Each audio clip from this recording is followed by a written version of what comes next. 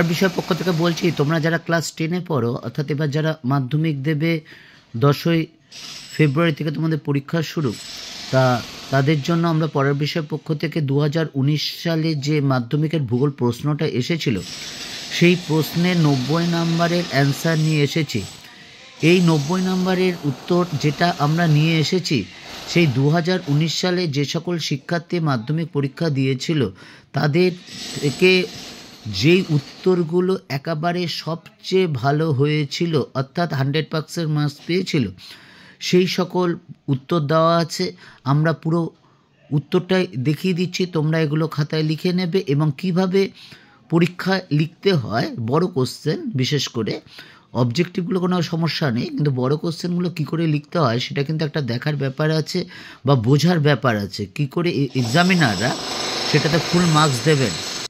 দেখো, প্রথমে 14খানা এমসিকিউ থাকবে, অর্থাৎ ক বিভাগের সেই 14খানা এমসিকিউ তোমরা দেখে নাও, তোমরা খাতায় লিখে নেবে এবং এইগুলো খুব ভালো করে পড়বে। আমরা ইয়ার অনুসারে যে বেস্ট উত্তরগুলো সেই বছরের, সেগুলো আমরা অনবরত দিয়ে যাব এবং তোমরা কিন্তু এগুলো অবশ্যই দেখে যাবে। এবং সবচেয়ে গুরুত্বপূর্ণ কথা হচ্ছে, একটা জিনিস মনে রেখো, তোমাদের কাজ শুধু খাতায় লিখে দেওয়া না, সেটা যাতে যিনি এক্সামিনার দেখবেন সেটা যদি ঠিক হয় এবং ভালো হয় এবং লেখার পদ্ধতিটা ঠিক হয়, তাহলে কিন্তু তুমি পুরো নাম্বার পাবে। এবার দেখো, খ বিভাগে দেখো শুদ্ধ অশুদ্ধ আছে, কিভাবে লিখতে হয় দেখে নাও। অবশ্য তোমরা হয়তো এটা নিশ্চয়ই জানো, যেটা না জানা সেটা হচ্ছে বড় কোশ্চেনগুলো কী করে লিখতে হয়। 6টা শুদ্ধ অশুদ্ধ আছে, সেই 6টা শুদ্ধ অশুদ্ধ কিন্তু তোমরা দেখে নাও। এবার খ বিভাগে 2-2টা শূন্যস্থান পূরণ আছে, যে কোনো 6টি লিখতে হয়।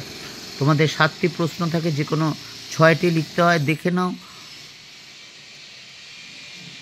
একটা জিনিস মনে রেখো, যিনি হেড এক্সামিনার দেখবেন সে খাতাটা যাতে পরিষ্কার হয়, পরিচ্ছন্ন হয়, তার জন্য দেখতে কোনো সমস্যা না হয়। আর অবজেক্টিভগুলো এক জায়গায় লেখার চেষ্টা করবে। এবার দেখো, খ বিভাগে 2-3 দাগের 1 নম্বরে 6টা থাকে, সেখানে 8টা প্রশ্ন থাকে, যে কোনো 6টা লিখতে হবে।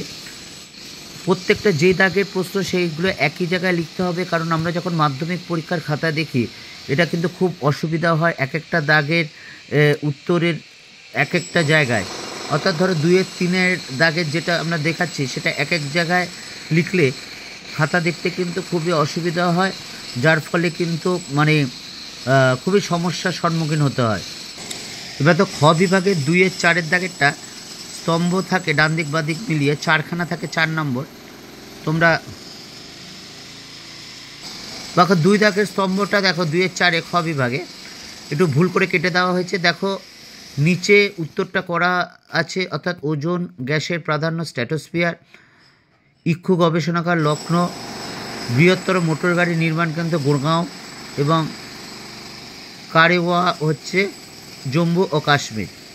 এইবার গ বিভাগে দেখো 6টি প্রশ্ন লিখতে হবে, এর সাথে বেশ কিছু অথবাও আছে। প্রথম প্রশ্নটা দেখো, অগ্নিভবন কাকে বলে, দেখো উত্তর দেওয়া আছে, তোমরা একটু দেখে নিও কীভাবে লিখতে হয়। তারপরটা দেখো, বৈপরীত্য উষ্ণতা কাকে বলে, দেখো বৈপরীত্য, বায়ুর বৈপরীত্য, বায়ুমণ্ডল বৈপরীত্য। এবার দেখো উত্তরটা দেখে নাও।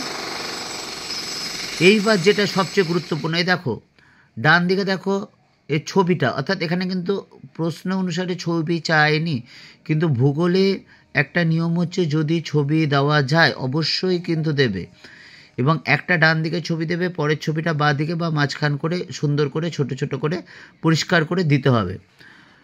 এরপরের প্রশ্ন দেখো, আন্তঃক্রান্তীয় সম্মিলিত অঞ্চল কাকে বলে, দেখো কিভাবে লেখা হয়েছে, তারপর বৈশিষ্ট্যটা কি সুন্দর লেখা হয়েছে। দেখো এইটাই হচ্ছে কিন্তু লেখার পদ্ধতি, 2 নম্বরের উত্তর। এবার দেখো তার সাথে কিন্তু ছবিটাও দিয়ে দিয়েছে।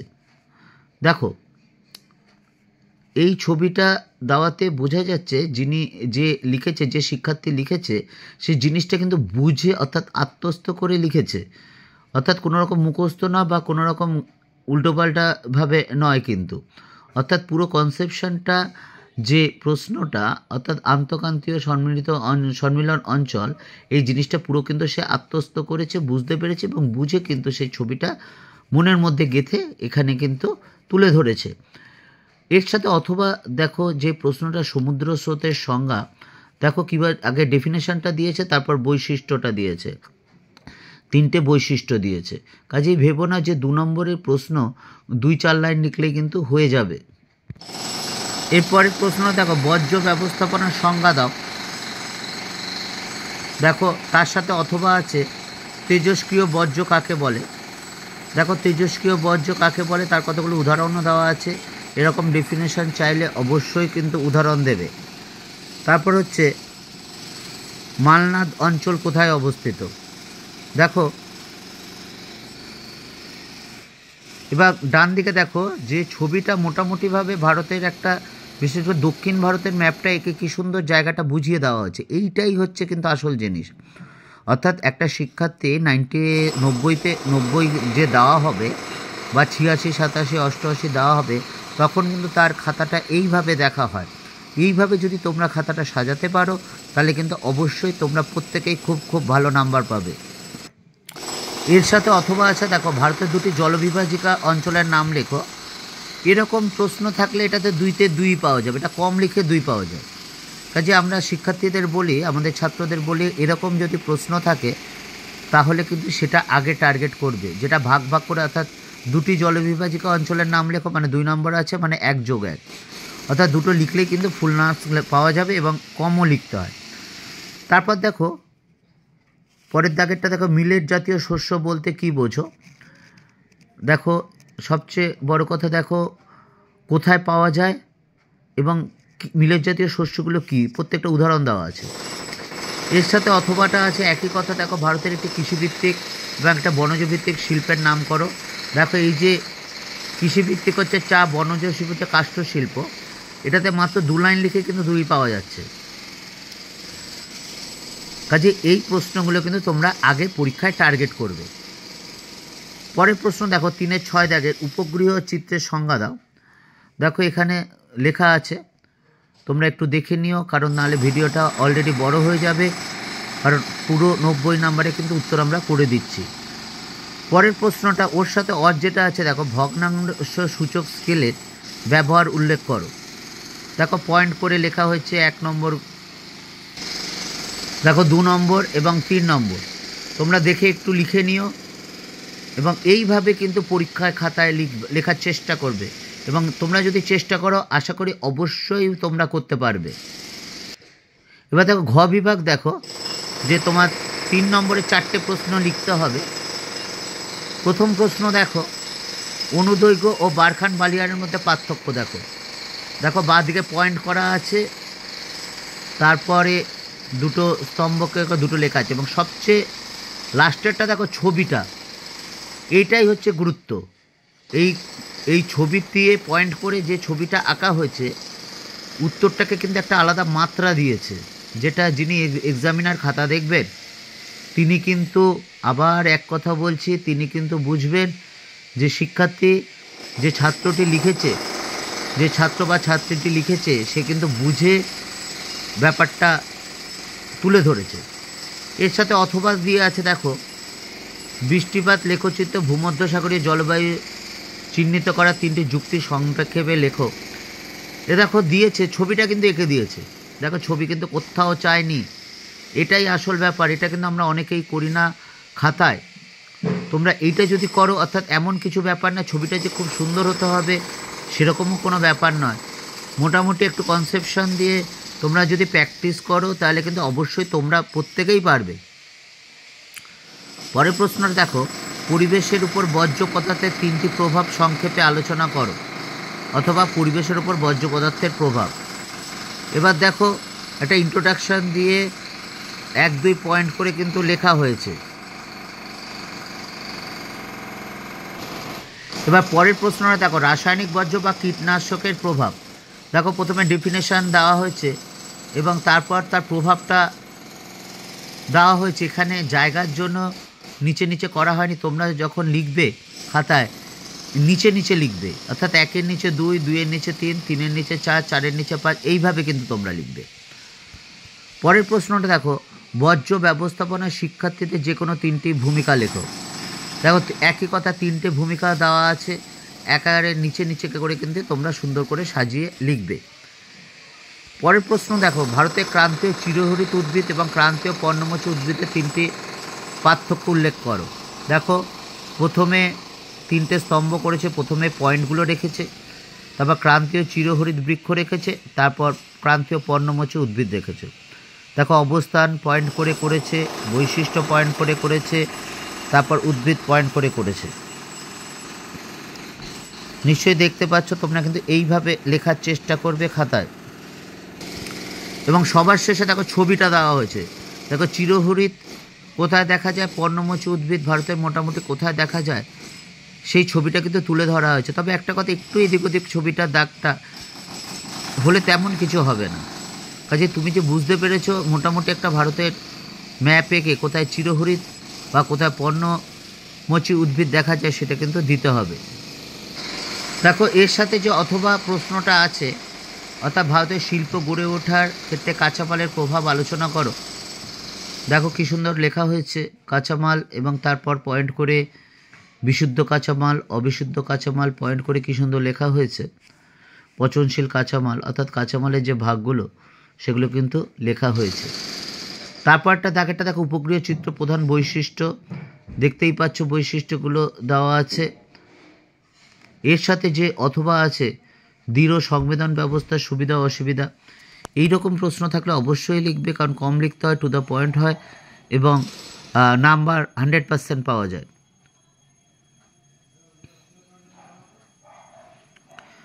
তোমরা দেখে লিখে নিও এবং এইভাবে লেখার চেষ্টা করো, কারণ পরীক্ষা চলে এসেছে, এইভাবে কিন্তু তোমরা লেখার চেষ্টা করবে।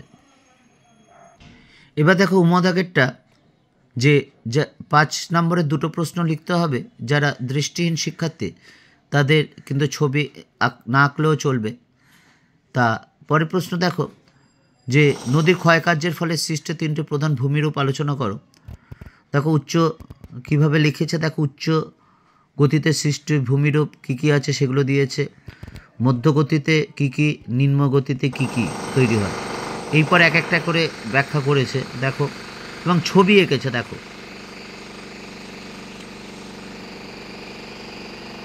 নিশ্চয় দেখছো তোমরা, এইভাবে লেখার চেষ্টা করবে। এবং শ্রেণীবিভাগ দেখো, ক্যানিয়নের পর জলপ্রপাতে গেছে, 3টে জিনিস চেয়েছে, 3টে পয়েন্ট, জলপ্রপাতে শ্রেণীবিভাগ করেছে। এবং দেখো সবচেয়ে গুরুত্বপূর্ণ ছবিটা দিয়ে দিয়েছে। দেখো এটাই হচ্ছে আসল, অর্থাৎ বেস্ট থেকে আরও বেস্ট বাঁচার জন্য এটাই হচ্ছে রাস্তা কিন্তু। অর্থাৎ দুটো ভালো একই মানের খাতা, কিন্তু একটায় ছবি আছে একটায় ছবি নেই। যে খাতাটায় ছবি আছে সেই খাতাটা কিন্তু বেশ কিছুটা এগিয়ে যাবে। এবার দেখো 3 নম্বর যেটা চেয়েছে, 3টে আর কি, মন্থকূপ। দেখো মন্থকূপ লিখেছে, দেখো ছবি দিয়ে দিয়েছে। পরের প্রশ্নটা দেখো, নিরক্ষীয় নিম্নচাপ বলয় এবং মরুদেশীয় উচ্চচাপ বলয় সৃষ্টির কারণগুলি লেখো। দেখো নিরক্ষীয় নিম্নচাপ বলয় সৃষ্টির কারণগুলো পয়েন্ট করে দিয়েছে। দেখো ছবি দিয়ে দিয়েছে, ডান দিকে ছবি। এটাই তোমাদের আমি বারবার বলার চেষ্টা করছি, কারণ আমরা যখন খাতা দেখি তখন এই সব কিছুর উপর, ছোটোখাটো জিনিসের উপর কিন্তু নির্ভর করে অনেক একটা বড় জিনিস দাঁড়িয়ে যায়। মাত্রাটা অর্থাৎ নাম্বারটা কিন্তু অনেকটা এগিয়ে যায়। পরের প্রশ্ন দেখো, শৈলক্ষেপ বৃষ্টিপাত কিভাবে সংঘটিত হয়, উপযুক্ত উদাহরণসহ চিত্রসহ বর্ণনা করো। দেখো তারপর ডেফিনেশন দেওয়া আছে, তারপর কারণ দেওয়া আছে। এবার দেখো বৃষ্টির ছায়া অঞ্চল উদাহরণ দেওয়া আছে। এবার দেখো ছবিটা দেওয়া আছে। দেখো এমন কিছু নয় কিন্তু ছবিটা আঁকা, অর্থাৎ কনসেপশনটা ক্লিয়ার। যেটা আমরা বারবার পড়াশোনা করতে বলি, আত্মস্থ করতে হবে। এই আত্মস্থ যদি তুমি করো, অর্থাৎ মনের মধ্যে যদি পুরোটা ক্লিয়ার থাকে, অর্থাৎ কিভাবে হচ্ছে, তাহলে কিন্তু তুমি নিজের কনসেপশন থেকেই ছবিটি আঁকতে পারবে। তারপর দেখো জোয়ার ভাটার সৃষ্টির কারণগুলি লেখো। তুমি দেখো জোয়ার ভাটার সৃষ্টির কারণ, প্রথমে ডেফিনেশন আছে, তারপর সৃষ্টির কারণ করে পয়েন্ট করা আছে। দেখো আবার দেখো ছবি কিন্তু কোথাও চায়নি, ছবি কিন্তু দিয়ে দিচ্ছে, কাজে এই জায়গাটাই কিন্তু আবার বলছি এই জায়গাটা খুব গুরুত্বপূর্ণ। এরপর দেখো 5-এর 2-এর 1-এর দাগের 5 নম্বরের দুটো প্রশ্ন লিখতে হবে। প্রথমে হচ্ছে উত্তর ও দক্ষিণ ভারতের নদ নদীর মধ্যে প্রাকৃতিকগত বৈশিষ্ট্যের পার্থক্য লেখো। দেখো বাঁদিকে পয়েন্ট করেছে, মাঝখানে প্রাকৃতিক বৈশিষ্ট্যের উত্তর ভারতের নদী আর দক্ষিণ ভারতের নদী। বাঁদিকে পয়েন্টগুলো দেখে দেখে দেখে কেমন লেখা হয়েছে দেখো।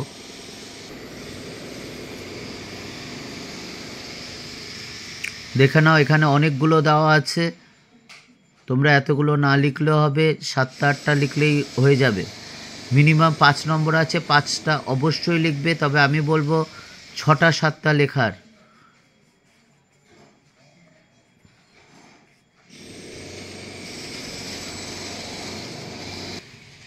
পরের প্রশ্নটা দেখো, কৃষ্ণ মৃত্তিকা রেগুর দেখো অবস্থান কোথায় পাওয়া যায় বা দেখা যায়, তারপর বৈশিষ্ট্য বা প্রকৃতি,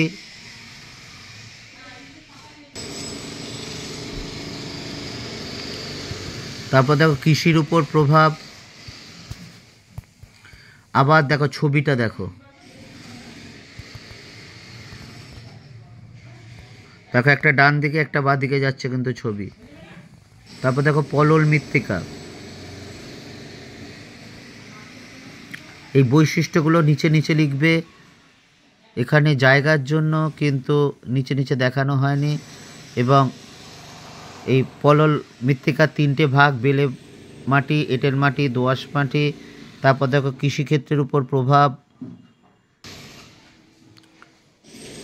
কৃষিক্ষেত্রের উপর প্রভাব। তারপরে প্রশ্ন, গম উৎপাদনের জন্য অনুকূল পরিবেশ। দেখো কি সুন্দর পয়েন্ট করে ছোট ছোট করে লেখা হয়েছে। এইভাবে লেখার তোমরা কিন্তু চেষ্টা করবে, অবশ্যই পারবে, এমন কিছু ব্যাপার নয়। দেখো প্রথমে আবার প্রাকৃতিক পরিবেশ, পরিবেশকে ভাগ করেছে। দেখো প্রাকৃতিক পরিবেশ, দেখো প্রাকৃতিক পরিবেশে জলবায়ু, উষ্ণতা পয়েন্ট করা হয়েছে। দেখো পরে পয়েন্ট বৃষ্টিপাত, দেখো কী সুন্দর পয়েন্ট করে করে লেখা হয়েছে কিন্তু। তারপর মাটি পয়েন্টটা দেখো, প্রাকৃতিক পরিবেশ, তারপর মাটি, তারপর জমি।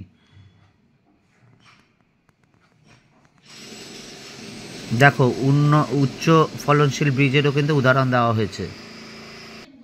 এবং দেখো এখানেও ছবিটা কী সুন্দর দিয়ে দিয়েছে, অর্থাৎ গম উৎপাদন অঞ্চল ভারতের কোথায় ভালো হয়, সবচেয়ে বেশি হয়, সেই ছবি কিন্তু দিয়ে দিয়েছে। দেখো প্রথম হচ্ছে ভারত দ্বিতীয় স্থান অধিকার করেছে পৃথিবীতে, এবং ভারতের মধ্যে উত্তরপ্রদেশ প্রথম, মধ্যপ্রদেশ দ্বিতীয় এবং পাঞ্জাব তৃতীয়। এই 3টে জায়গায় কিন্তু ছবিতে তুলে ধরা হয়েছে। এবার দেখো লাস্ট কোশ্চেন, ভারতের পরিবহন ব্যবস্থার গুরুত্ব দেখো। দেখো কী সুন্দর পয়েন্ট করে কৃষির উন্নতি, অর্থাৎ পরিবহন ব্যবস্থার উন্নতির ফলে কী হয়েছে, কৃষির উন্নতি হয়েছে, শিল্পের উন্নতি হয়েছে, আঞ্চলিক বিশেষীকরণ হয়েছে, আভ্যন্তরীণ বাণিজ্যের প্রসার হয়েছে, প্রাকৃতিক বিপর্যয় মোকাবিলা করা সম্ভব হয়েছে, দেশ প্রতিরক্ষা করা সম্ভব হয়েছে, জাতীয় ও আন্তর্জাতিক সংহতিবোধ তৈরি হয়েছে, কারণ মানুষের মধ্যে যোগাযোগ, যাতায়াত যোগাযোগ তৈরি হয়েছে। এই ছিল 5 নম্বরের প্রশ্ন দুটো। এবং লাস্টে যেটা আছে ম্যাপ পয়েন্টিং 10 নম্বরে থাকবে। তো চলো আমরা ম্যাপ পয়েন্টিংটা এবার দেখে নিই একটু। এই যে তোমাদের 2019-এর ম্যাপ পয়েন্টিংটা একদম ছোট করে দেওয়া আছে। দেখো বিন্ধ্য পর্বত, লেকটাক হ্রদ, তোমরা একটু দেখে নিও। এখানে দাগ নাম্বার করে দেওয়া আছে, আমি যতটা সম্ভব পাচ্ছি বড় করে দেখাচ্ছি। এবং তোমরা আগে কোশ্চেনটা কি কি চেয়েছে, 10টা লেকটাক হ্রদ, 4টা হচ্ছে 6 একটা বৃষ্টির ছায়া অঞ্চল। আমি আর বলছি না, তোমরা দেখে নিও এগুলো, কারণ অলরেডি ভিডিওটা প্রায় 20 মিনিট হতে চললো। এই হচ্ছে 10 নম্বর, এইভাবে ম্যাপ পয়েন্টিং করতে হয়, তোমরা অবশ্যই জানো। তবু আরেকবার একটু দেখিয়ে দিলাম মাধ্যমিক পরীক্ষার্থীরা কিভাবে, যারা 90 পায় তারা কিভাবে খাতাটা তৈরি করে সেটা তোমাদের কাছে তুলে ধরার চেষ্টা করলাম।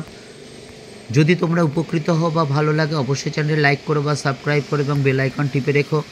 আমরা আমাদের পড়া বিষয় চ্যানেলে বিভিন্ন সাবজেক্টের তোমাদের ইয়ার ভিত্তিক মাধ্যমিকের যে 90 নম্বরে আমরা করে দেব, আমরা ইতিহাস ভূগোল বা প্রত্যেকটা সাবজেক্টই মাধ্যমিকের করে দেব। এছাড়া ইতিহাসের সাজেশান থেকে শুরু করে 2017 থেকে 2024 সাল পর্যন্ত যে প্রশ্নগুলো এসেছে, অবজেক্টিভ বলো, 2 নম্বরের বলো, 4 নম্বরে বলো, 8 নম্বর, সেগুলো কিন্তু আমরা আমাদের চ্যানেলের মাধ্যমে দিয়েছি এবং সেগুলো বুঝিয়ে দেওয়া হয়েছে। কাজে সেগুলো যদি তোমরা দেখে যাও আশা করি অবশ্যই কমন পাবে। এবং যদি তোমরা কোনো উপকৃত পাও তাহলে চ্যানেলটি লাইক করবে বা সাবস্ক্রাইব করবে, বেল আইকন টিপে রেখো। অগ্রিম শুভেচ্ছা রইল।